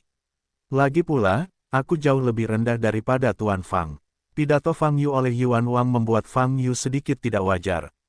Tapi dia cukup puas dengan ucapan Yuan Wang. "Tidak mungkin menerimamu sebagai murid. Saya belum menerima murid selama bertahun-tahun." Fang Yu berkata dengan ringan, "Jika kamu mau, kamu bisa menjadi adikku." "Saudara laki-laki." Yuan Wang jelas terkejut. "Tidak apa-apa jika kamu tidak mau, lagi pula, kamu juga adalah penguasa dinasti. Ketika adikku memang sedikit dianiaya." Fang Yu tersenyum. "Tidak, saya tidak keberatan. Anugerah penyelamatan hidup Tuan Fang sulit untuk dikembalikan. Sekarang Tuan Fang bersedia memberi saya kesempatan untuk membalas budi saya pasti akan melakukan yang terbaik." Yuan Wang mengepalkan tangannya dan menundukkan kepalanya. Fang Yu memperhatikan gerakan Yuan Wang dan nada bicaranya, matanya sedikit bergerak. Tampaknya Yuan Wang benar-benar pencinta kepribadian, sangat bertolak belakang dengan penampilan yang dia tunjukkan di awal. Ada rasa syukur dan balas dendam. Tidak heran Yuan King tidak membunuh Handing Tian selama bertahun-tahun, tetapi berulang kali menoleransinya. Saya harus mengatakan bahwa kepribadian seperti itu memang memiliki kekurangan dan kelemahan tertentu. Namun, Fang Yu lebih menyukai karakter ini. Menurutnya, seseorang, atau makhluk yang memiliki kecerdasan, berapapun tingkatannya, harus memiliki 7 emosi dan 6 keinginan. Kalau tidak, ia kehilangan makna keberadaannya. "Baiklah, kalau begitu aku akan menerimamu sebagai adik. Kamu tidak perlu memanggilku Tuan Fang, kamu bisa memanggilku Kakak Fang atau Kakak Fang." Fang Yu mengulurkan tangannya dan menepuk bahu Raja Yuan dan berkata, "Bangun." "Ya, Saudara Fang." Yuan Wang mengepalkan tangannya dan berdiri. Fang Yu melirik abu di tanah lagi, dan berkata, "Kamu mungkin masih memiliki kekacauan yang harus dibersihkan. Silakan lakukan sekarang. Aku juga harus pergi ke utara." "Utara, Saudara Fang, kamu akan..." kata Raja Yuan. Ya, saya pergi ke hutan tempat Han Dingtian bertemu dengan Raja Dewa. Fang Yu berkata, saya sangat tertarik dengan naga itu. Mungkin saya bisa mendapatkan petunjuk dari Raja Dewa atau Han Miaoi. Petik 2 titik titik titik. Oke, Raja Yuan mengangguk dan bertanya lagi, butuh bantuan. Bantuan? Tidak, kamu bisa menangani urusan dinasti Genji dulu, kata Fang Yu. Bagus, Yuan Wang mengangguk, titik titik titik. Pemberontakan di istana Gen Wang telah berakhir, dan seluruh dinasti Genji tiba-tiba menjadi sangat sunyi. Seluruh dinasti tahu bahwa ini adalah ketenangan sebelum badai. Pada hari ini, begitu banyak hal terjadi di kota kerajaan, dan banyak keluarga berjasa dan keluarga menteri hampir keluar, hanya ingin menjatuhkan Raja Sumber dan membiarkan Taisi bangkit. Namun semua ini dibalikkan oleh seorang biksu manusia. Sekarang, semua klan yang berjasa telah menyusut kembali ke kota utama, dan para menteri serta keluarga, semuanya terdiam. Situasi mereka sangat memalukan. Ketika sampai pada pengkhianatan Raja Yuan, mereka sebenarnya tidak memiliki tekad yang besar. Hanya ketika Taisi dipenjarakan di hukuman mati dan berita tentang kolusi antara Raja Yuan dan para biksu manusia keluar, mereka dipimpin oleh opini publik dan tiba-tiba merasakan krisis yang sangat besar. Setiap klan besar percaya bahwa setelah Taisi diselesaikan, yang berikutnya adalah dirinya sendiri, jadi dia didorong oleh kepanikan untuk membuat pilihan yang impulsif. Hari ini, mereka semua menyesalinya. Yuan Wang pada akhirnya tidak jatuh. Selanjutnya, mereka akan menderita. Sore harinya, sebuah berita sensasional dirilis di istana Yuan Wang. Menteri pemberontak Han Dingtian telah dihukum. Pada saat yang sama, Raja Yuan mengumumkan bahwa dia akan mencabut Han Dingtian dari posisi Grandmaster, dan menuntut agar rumah Grandmaster digeledah dan dikirim ke hukuman mati. Selain itu, untuk klan dan keluarga besar yang berpartisipasi dalam pengepungan kota raja hari ini, perintah diberikan untuk menurunkan posisi resmi menjadi 3 tingkat. Dengan kata lain, untuk keluarga berjasa dan keluarga menteri ini, jabatan resmi kolektif diturunkan menjadi 3 peringkat. Ini adalah hukuman yang sangat serius. Namun, dibandingkan dengan hilangnya nyawa, bagi keluarga-keluarga yang berjasa dan melayani ini, hal tersebut sudah merupakan akibat yang dapat diterima. Pada malam hari, istana kembali mengeluarkan perintah, meminta likuidasi total prajurit resimen kerajaan dan pembenahan pasukan penjaga seluruh istana. Dan likuidasi dan perbaikan secara bertahap akan meluas ke seluruh kota kerajaan, dan akhirnya ke setiap kota di luar kota kerajaan. Pada titik ini, perselisihan internal dinasti Genji telah berakhir dan pada dasarnya sudah stabil. Saat ini, Fang Yu telah meninggalkan Wang Cheng dengan bola dan menuju ke utara. Dari peta yang sebelumnya diberikan kepadanya oleh Raja Yuan, Anda dapat melihat kawasan hutan perawan yang sangat luas di utara. Kawasan hutan ini tidak memiliki nama dan terletak di perbatasan utara dinasti Genji. Namun, hanya sepertiga dari kawasan hutan ini yang merupakan wilayah kekuasaan dinasti Yuan. Sisi timur laut milik suku Ciliu, dan sisi barat laut milik suku asli. Mengenai suku Ciliu dan Yuan, karena kurangnya informasi, tidak banyak jejak yang terlihat di peta.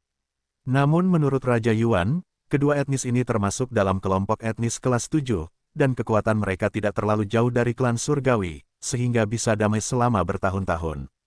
Dan kawasan hutan perawan ini lebih seperti pembatas alami antara ketiga pihak yang memisahkan ketiga pihak agar air sumur tidak mengganggu air sungai. Desir, Fang Yu mengambil bola kecil itu dan berlari kencang di udara, berlari ke depan seperti anak panah yang tajam. Ia masih sangat penasaran dengan hutan perawan ini. Daerah yang tidak dapat diakses seperti itu umumnya memiliki barang-barang yang lebih berharga. Dan yang paling dia pedulikan adalah naga kuno yang kuat yang dikatakan Han Dingtian. Sejak meninggalkan bumi, dia jarang melihat naga muncul. Dia masih belum tahu seberapa besar benua Yunyu.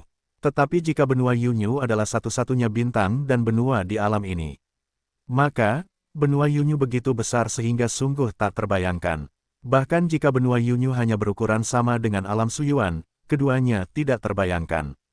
Lonceng angin kecil yang kamu sebutkan sebelumnya, dia memanggilmu apa? Fang Yu masih berpikir, tapi Xiao Qiu tiba-tiba bertanya. Fang Yu pulih, melihat bola, dan menjawab, dia memanggilku Tuan. Oh, kalau begitu aku akan menelepon tuanmu juga. Bola itu berkedip dan berkata, tidak perlu, panggil saja aku kakak. Jawab Fang Yu. Saudaraku, tidak apa-apa. Bola itu mengangguk dan menjawab, kalau begitu aku akan menelepon saudaramu mulai sekarang. Ada banyak kota di utara. Fang Yu berlari ke utara, melewati banyak kota. Wilayah dinasti Genji sangat luas. Tapi dinasti seperti itu, dalam kaitannya dengan seluruh benua Yunyu, hanya bisa dianggap sebagai negeri peluru. Saudaraku, seberapa jauh kita bisa sampai ke sana? Xiao Qiu bertanya. Fang Yu melihat peta di tangannya dan menjawab, hampir sampai. Mereka kini telah memasuki wilayah paling utara dinasti Genji, dekat perbatasan. Setelah sampai di kawasan ini, pada dasarnya tidak ada kota yang terlihat. Sekilas, itu adalah tanah datar yang tandus. Saat kami terus bergerak maju, kawasan hutan lebat segera muncul di depan kami. Pepohonan di kawasan hutan ini tumbuh setinggi pegunungan, ratusan meter bahkan ribuan meter jauhnya, dan rimbunnya dedaunan berbagai warna melindungi kawasan hutan dengan rapat serta kedap udara. Fang Yu mengambil bola kecil itu dan jatuh dari langit, tepat di tanah di depan kawasan hutan. Saat ini, rasanya seperti memasuki dunia kecil baru. Bukan berarti tidak ada sumber cahaya di depan, tapi banyak sumber cahaya yang muncul. Karena batang banyak pohon akan bersinar, namun warnanya berbeda-beda. Belum masuk jauh ke dalam hutan, tapi bisa merasakan aura di dalamnya. Sial, jika saya datang ke tempat seperti ini 3000 tahun yang lalu, di mana saya harus khawatir tentang kultivasi. Fang Yu melihat ke depan, sedikit tercengang. Aura langit dan bumi di seluruh benua Yunyu sangatlah melimpah.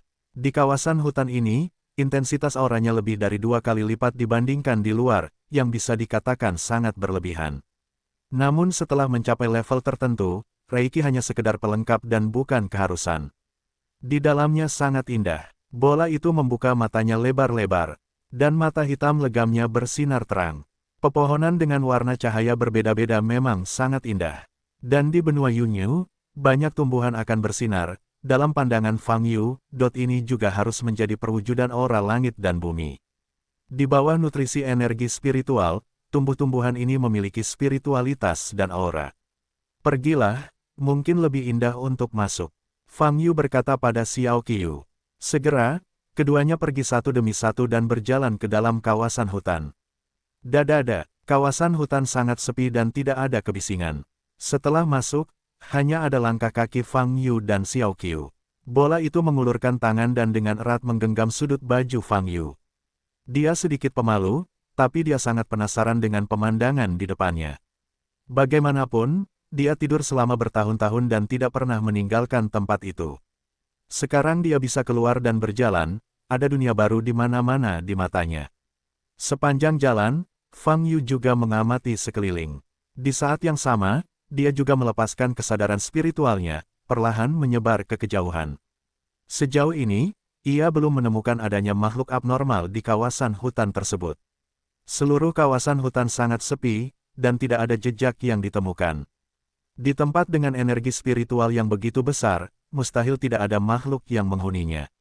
Fang Yu menyipitkan mata sedikit dan berkata dalam hatinya, saya belum menemukannya di sekitar sini. Kalau begitu, mereka pasti berada di posisi yang lebih dalam. Saudaraku, lihat pohon di depan, berbeda dengan pohon lainnya. Fang Yu masih berpikir, Xiao Qiu tiba-tiba berteriak kaget. Fang Yu segera menoleh dan melihat kemana arah bola. Letaknya tepat di depan kiri, dikelilingi pepohonan setinggi beberapa ratus meter. Batang pohon ini bersinar dengan emas gelap. Dibandingkan dengan pohon-pohon raksasa di sekitarnya, terlihat sangat pendek, tingginya hanya sekitar 20 meter, dan daunnya tidak banyak.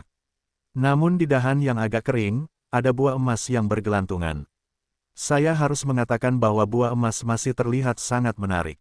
Itu benar-benar menghasilkan buah. Fang Yu berkata dengan heran. Ya, berbeda dengan pohon lainnya, kata Xiao Qiu. Pergi dan lihat. Fang Yu mengambil bola itu dan berjalan ke pohon. Datang ke bawah pohon dan melihat ke atas. Buah emas yang tergantung di dahan masih bersinar dengan cahaya keemasan yang redup. Dan, itu mengeluarkan bau yang manis. Hanya dengan menciumnya saja, saya merasa baunya tidak menyengat. Bola kecil, kamu pasti lapar setelah berjalan sekian lama, kamu mau makan? Fang Yu bertanya sambil menoleh untuk melihat bola. Bola itu menatap buah emas di atas, menjilat bibirnya, dan berkata, aku ingin makan, tapi Tuan bilang kamu tidak bisa makan di luar saja. Jika kamu ingin makan, itu bagus, aku akan naik dan mengambil beberapa untukmu. Fang Yu bahkan tidak mendengarkan bagian kedua dari kalimat Xiao Qiu. Dia melompat ke pohon dan memetik 8 buah emas di satu tangan. Setelah mendarat kembali, 8 buah emas ada di tangannya. Semakin dekat jaraknya, aroma manis yang dikeluarkan semakin terasa. Xiao Qiu, aku akan membantumu menguji racunnya terlebih dahulu. Fang Yu berkata pada Xiao Qiu. Kemudian, dia mengambil buah emas dan memasukkannya langsung ke dalam mulutnya. Manis dan enak, sarinya meluap. Dibandingkan dengan belimbing, buah ini rasanya lebih enak. Saat memakannya, Anda bisa merasakan keluarnya banyak energi spiritual di dalamnya. Buah jenis ini tidak akan masuk ke dalam perut sama sekali, dan akan langsung diserap sebagai aura setelah diteguk. Ini adalah buah roh yang luar biasa, dapat memulihkan aura setelah memakannya. Fang Yu berkata dalam hatinya. Bola mengangkat kepalanya dan menyaksikan dengan penuh semangat saat Fang Yu menelan 4 buah berturut-turut, dan tidak bisa menahan untuk menelannya. Dia tidak akan merasa lapar, tapi dia tetap tidak tahan terhadap segala jenis makanan enak. Fang Yu mencoba dan menelan 7 buah emas berturut-turut. Saat dia memasukkan bola ke-8 ke mulutnya, dia teringat ada bola kecil di depannya. Buah ini lumayan. Bola kecilnya seharusnya tidak beracun, tapi kamu tidak bisa makan lebih banyak. Fang Yu menyerahkan buah emas terakhir ke bola kecil itu, menyeka mulutnya, dan berkata. Bola itu segera mengambil buah emas itu, menggigitnya, matanya berbinar, dan berkata, manis sekali. Makan perlahan, kata Fang Yu. Tapi bola kecil itu kemudian memasukkan semuanya ke dalam mulutnya, meremas wajahnya, dan menelannya dalam satu gigitan. Saudaraku, masih banyak sekali yang ada di pohon ini. Mengapa kita tidak menyatukan seluruh pohon ini agar kita bisa makan di jalan? Bola itu berkedip dan berkata, bola-bola kecil, kita tidak bisa menangkap ikan. Pohon ini tetap di sini untuk terus menghasilkan buah. Kalau dipetik, tidak akan menghasilkan buah lagi. Apakah ini oke? Ini tidak baik. Fang Yu mengerutkan kening. Oh, bola menundukkan kepalanya. Hutan ini sangat luas, seharusnya tidak ada kekurangan pohon buah-buahan seperti ini. Kamu terlalu kenyang untuk makan sekarang, dan kamu tidak akan bisa makan nanti. Teruslah berjalan ke dalam. Fang Yu berkata lagi, petik 2 titik. Kalau begitu kakak, kenapa kamu makan begitu banyak? Xiao Qiu bertanya, aku berbeda denganmu, aku lebih tua darimu dan makan lebih banyak. Fang Yu tersenyum. Segera, Fang Yu dan bolanya terus berjalan jauh ke dalam kawasan hutan. Aneh rasanya mengatakan bahwa kawasan hutan ini adalah kawasan hutan primitif, dan tidak banyak makhluk yang akan menginjakan kaki di dalamnya pada hari kerja. Masalahnya adalah Fang Yu menemukan bahwa ada banyak jalan setapak di kawasan hutan sejak dia memasuki kawasan hutan. Meskipun banyak pohon yang jenisnya berbeda dan bersinar dengan cahaya yang berbeda, posisi tumbuhnya sangat teratur, dan hanya meninggalkan jalan itu cukup untuk dilalui. Dan, jalan ini terus memanjang hingga ke dalam kawasan hutan. Sepertinya, jalan ini sengaja membimbing orang untuk masuk ke dalam. Namun dia datang ke kawasan hutan ini untuk menemukan monster di kawasan hutan tersebut. Oleh karena itu, meskipun dia tahu bahwa tampilan jalan ini kurang tepat, dia tetap berjalan masuk di sepanjang jalan tersebut bagian terdalam dari hutan. Akankah naga yang ditemui Han Dingtian saat itu muncul kembali? Namun, kawasan hutan ini sangat luas. Tidak mudah untuk mengatakan berapa lama waktu yang dibutuhkan untuk mencapai bagian terdalam kawasan hutan. Dadada, Fang Yu dan Xiao Qiu berjalan maju di jalur hutan, suara langkah kaki menyebar kemana-mana. Setelah berjalan cukup lama, lambat laun bola menjadi rileks dan mulai memantul kembali ke sifatnya. Di sini, aku merasa seperti pernah ke sini sebelumnya. Saat mengobrol, Xiao Qiu tiba-tiba mengucapkan kalimat seperti itu. Dengan kata-kata ini, Fang Yu segera berhenti dan berbalik untuk melihat bola. Apa katamu? Fang Yu bertanya. Ku bilang, sepertinya aku pernah ke sini sebelumnya. Xiao Qiu terkejut dan menjawab dengan suara rendah. Apa kamu yakin? Fang Yu bertanya. Kapan? Tuan membawaku masuk.